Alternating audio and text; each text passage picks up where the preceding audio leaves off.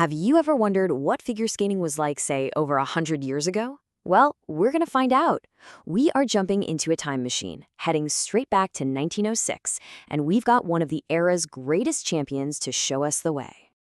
So this is our guide. It's a 1906 Spalding Athletic Handbook written by the American champion himself, Irving Brokaw.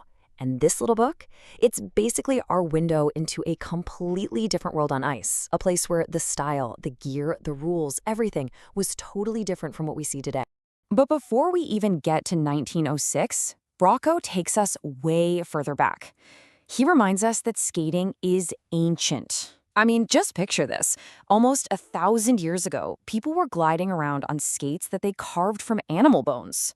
So yeah, this sport has some seriously deep roots. Okay, so let's get our journey started. We're going to follow Brokaw's playbook step by step, from getting the right equipment to mastering the toughest moves of the early 20th century. And you're going to have to forget everything you think you know about figure skating. Just how different were things back then? Well, get this. A book from 1814 actually told skaters to carry bags of lead shot in their pockets to help them balance. I know, it sounds absolutely wild to us, but it just goes to show how much they were still figuring things out in those early days.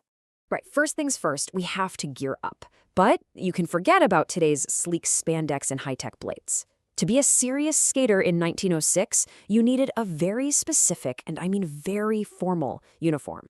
And it all started with the boot. Brokaw points us to this specific Spalding model, one he actually helped design. But check this out, it had an especially high heel.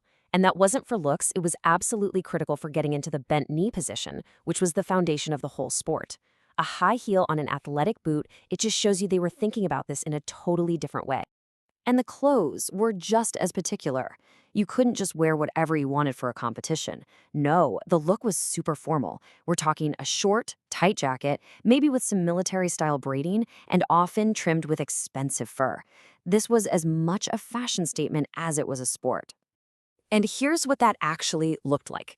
These are some of the top American champions of the time. Just look at the tight knickerbockers, the short jackets, the formal hats. This right here was the absolute peak of athletic style back in 1906.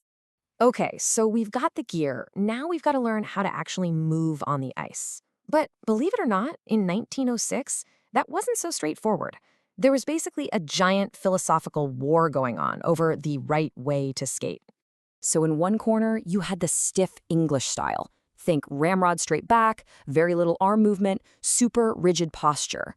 And in the other corner was the international style, the one Brokaw was pushing for. That was all about freedom, grace, and using your whole body to make beautiful, artistic movements. And Brokaw, well, he doesn't pull any punches. He quotes a critic who just savagely mocks the English style for its ramrod deportment, even comparing its stiffness to the stiff cravats of the Victorian era. Basically, they thought it was cold, totally unnatural, and had zero artistic grace. So once you picked the international style, you had to learn a whole new language. These were the names of the different figures you had to master. Now, don't worry, there's not going to be a quiz on what a Choctaw or a bracket is, but the names alone kind of give you a feel for this very technical, almost secret world these skaters were stepping into. But hey, skating wasn't all about solo technical drills.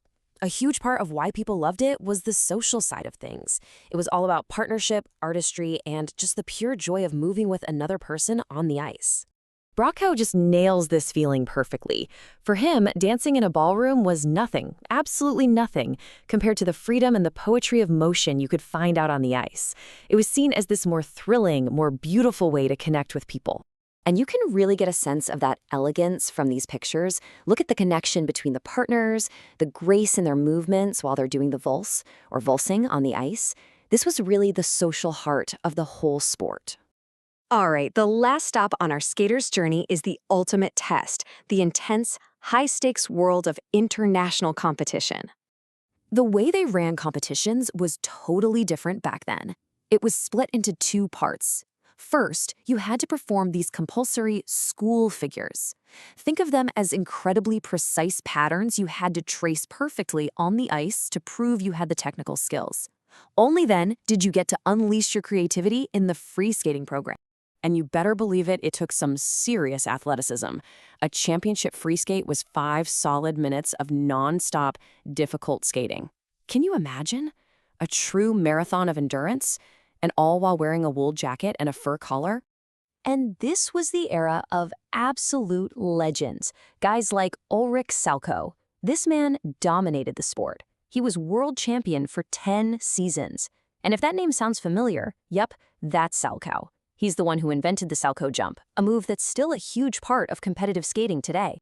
Now here is one of the most incredible, surprising things from this whole era, the role of women in the sport.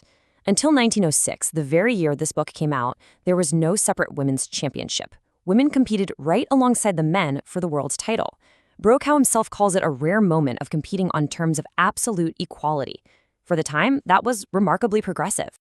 So, from skates made of bone to carrying lead shot in your pockets for balance, to an era where men and women battled for the same world title, the evolution of just this one sport is mind-blowing. And it really makes you wonder, right? 100 years from now, when people look back at the sports we watch today, what's going to seem as strange and revolutionary to them as all of this seems to us?